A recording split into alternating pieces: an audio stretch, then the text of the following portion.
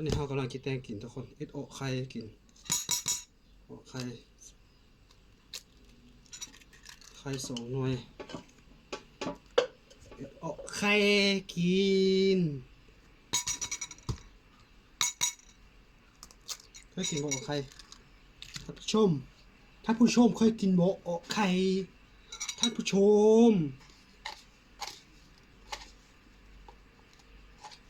มีแป้งนัวเฮา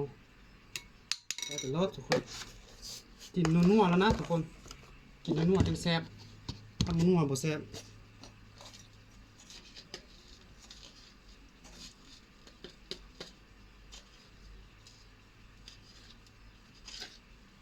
เกลือ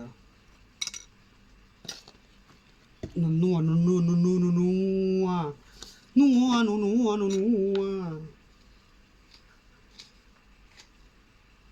อย่างนึงแค่หมูแซ่บสลายนัวหลายทุกคนสน้อยนัวน้อยเห็นบ่เท่บ่ใส่ไปนัวน้อยก็นัวน้อยบ่ใส่ไปนัวหลายไปเลยใส่ไปละลายทุกคนแซ่บนี่เป็นไงเกิดไปนัวใส่คนให้เขาเดียว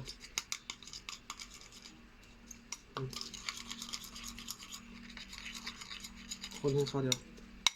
จิกรีว้าว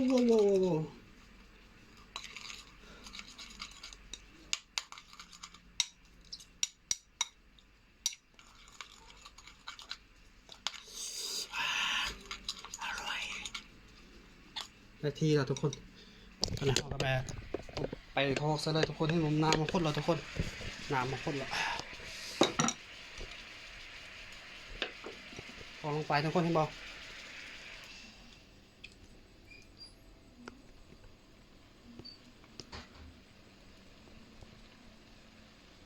บรรยากาศของการทำอาหารกินเองให้มาทุกคนให้คนให้เขาเดียว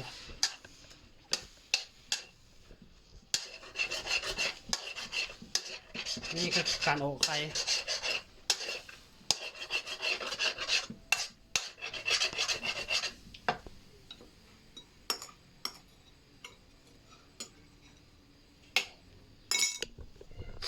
เติมน้ำมานึงทุกคน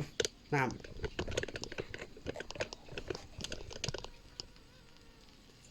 เติมน้ำลงไป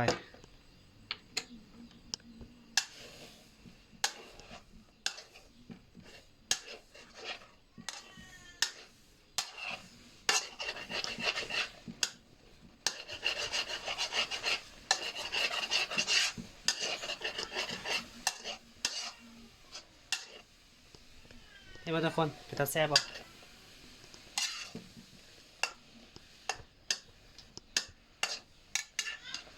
ชิมมันก่อนแล้วได้กินบ่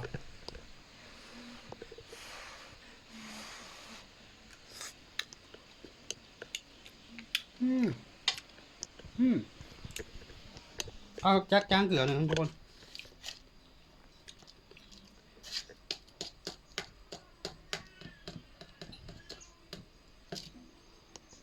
ใส่เกลือลงไปหน่อยนึงเติมเกลือมันเอาจักจางทุกคน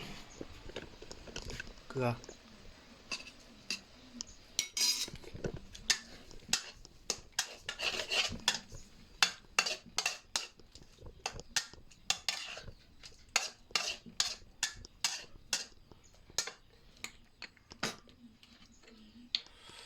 น้ำนิดนึงทุกคนน้ำแห้ง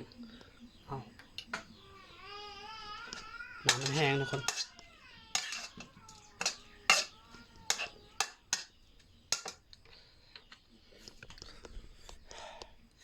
มาทุกคนไปเด้อไปกินกันเด้อทุกคนเด้อ